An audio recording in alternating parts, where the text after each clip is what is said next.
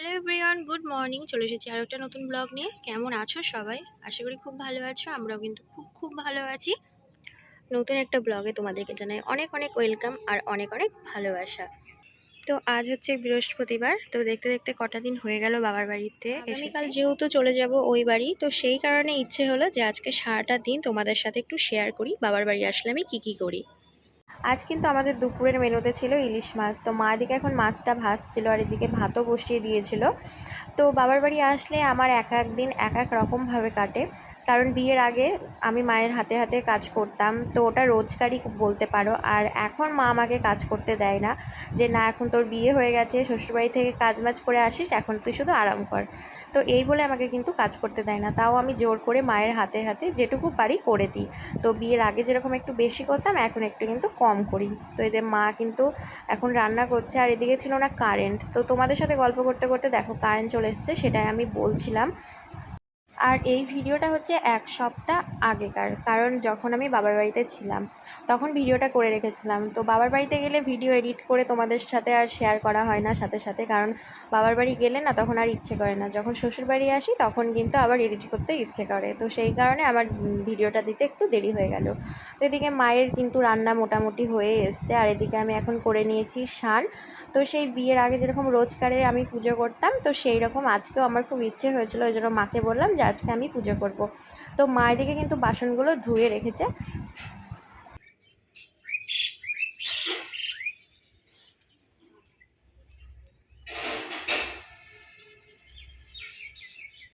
আর এই সাদা ফুলের মাঝে যখন রঙিন ফুলগুলো থাকে দেখতে কিন্তু ভীষণ সুন্দর লাগে। তো এই ফুল তোলার ডিউটিটা বলতে পারো সকালবেলাতে বাবার, কারণ বাবাই ফুল তুলে নিয়ে আসে, মাকেও তুলতে হয় না আর আমাকেও তুলতে হয় না। এটা বিয়ের আগেও এরকম একটা নিয়ম ছিল আর এখনও। তো এখানে নানান রকমের ফুল আছে। তো এরপরে আমি কিন্তু পুজো দেওয়া শুরু করে দিয়েছিলাম। তো সব কিছু সাজিয়ে টাজিয়ে নেওয়ার পরে তোমাদের সাথে একটু শেয়ার করলাম যে এইরকমভাবে সুন্দর করে সাজিয়ে দিয়েছি। আর আমাদের বাড়িতে কী কী ঠাকুর থাকে সেটাও তোমাদেরকে একটু দেখিয়ে দিলাম। তো বিয়ের আগে কিন্তু পুজো দেওয়া আর সন্ধ্যা দেওয়া এই দুটোও কিন্তু আমার ছিল মেন কাজ।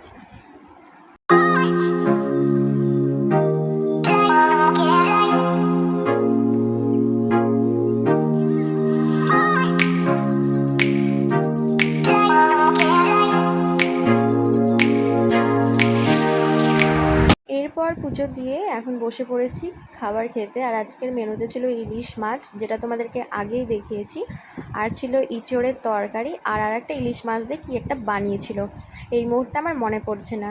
তো তারপরে দুপুরের খাওয়া সেরে লম্বা একটা ঘুম দিয়ে এখন বিকেলবেলায় ঘুরু ঘুরু করতে বেরিয়ে পড়েছি, যেহেতু আগামীকাল আমি চলে যাব ওই বাড়ি। তো সেই কারণে একটু পুকুর ধারের দিক ঘুরতে আসলাম। আর বাড়ি আসলেই কিন্তু আমি পুকুর ধারে একদিন না একদিন ঘুরতে আসবই, কারণ আমার খুবই ভালো লাগে। আর এদিকে কিন্তু এখন তিনজন মিলে চলে এসেছি মাঠের দিকটাতে।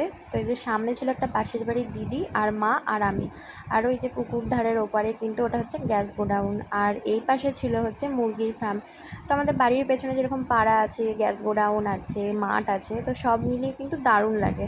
বিকেলবেলাতে সুন্দর একটা বাতাসও পাওয়া যায়। এখন মাঠে ঘুরতে এসেছি, দেখো দুজনায় লাল পড়েছি, লাল লাল, লাল নাইটি লাল ওড়না, একবার লালে লাল হয়ে গিয়েছি।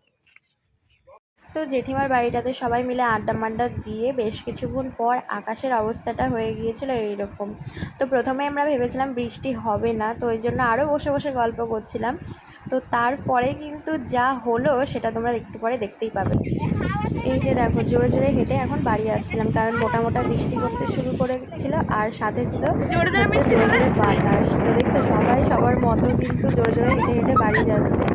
আর এইদিকে দেখো এত কালো হয়ে গিয়েছে। আর এই মুহূর্তটাকে একটু ক্যাপচার করার জন্য আমি কিন্তু ক্যামেরাটা ধরেছিলাম, তাও ঠিকঠাকভাবে ধরতে পারছিলাম না, কারণ সময় সময় দৌড়াচ্ছিলাম আবার জোরে জোরে হাঁটছিলাম। আর দেখো এত কালো হয়ে যাচ্ছিলো, তো যত কালো হচ্ছিলো তত জোরে জোরে আমরা হচ্ছে হেঁটে হেঁটে বাড়ি চলে যাচ্ছিলাম। তো এরপরে দেখো এখন চলে এসেছি বাড়ি। তো যেমন বাড়ি ঢুকেছি তেমনই কিন্তু শুরু হয়ে গেছিলো বৃষ্টি। আর এই যে বৃষ্টি শুরু হয়েছিল, সারা রাত ধরে বৃষ্টি হয়েছিল। তো এই যে দেখো অলরেডি কিন্তু বৃষ্টি শুরু হয়ে গিয়েছে। আর যেহেতু বৃষ্টিটা শুরু হয়ে গিয়েছে ওই জন্য একটু হচ্ছে আধার ভাবটা কেটে গেছিলো। কেউ বলবে যে এখন বাজে 6টা। তো এই যে এখন বক্স বাঁধতে বসে বসে বৃষ্টির জল নিচ্ছিলাম গায়ে, কারণ ছিটকে ছিটকে আসছিলো আর হেভি লাগছিলো। আর এই পাশে বসেছিল মা আর বাবা। তো বাবাকে তো পুরো অন্ধকার লাগছিলো, আর তার মধ্যে ছিল না কারেন্ট। তো তো তারপরে কারেন্ট চলেও এসেছিলো। আর আজকের বৃষ্টি ভেজা রাতে আমাদের মেনুতে ছিল লুচি আর ঘুগনি। আর বাইরে দেখো ঝিরিঝিরি বৃষ্টি কিন্তু এখনও পড়ছে, আর এইরকম বৃষ্টি কিন্তু সারা রাত ধরে হয়েছে। আর অলরেডি সকালবেলায় কিন্তু খিচুড়ি আর ডিম ভাজা আমরা খেয়ে নিয়েছি, তো সেই কারণে আর রাতের বেলায় আর খিচুড়িটা করিনি, ঘুগনি আর লুচি করেছিলাম। খিচুড়ি ডিম ভাজা খেয়েই কিন্তু তারপর থেকে আমি ভিডিওটা শুরু করেছিলাম আজকের থেকে। তো চলো, এখন লুচিগুলো আমি বেলে দিয়েছি আর মা এখন একটা একটা করে ভাজতে থাকুক। তো চলো, আজকের মতো ভিডিওটা এই পর্যন্ত। যদি ভালো লেগে থাকে তাহলে তোমরা লাইক, কমেন্ট, শেয়ার আর সাবস্ক্রাইব করে দিও। তো চলো, টাটা, বাই।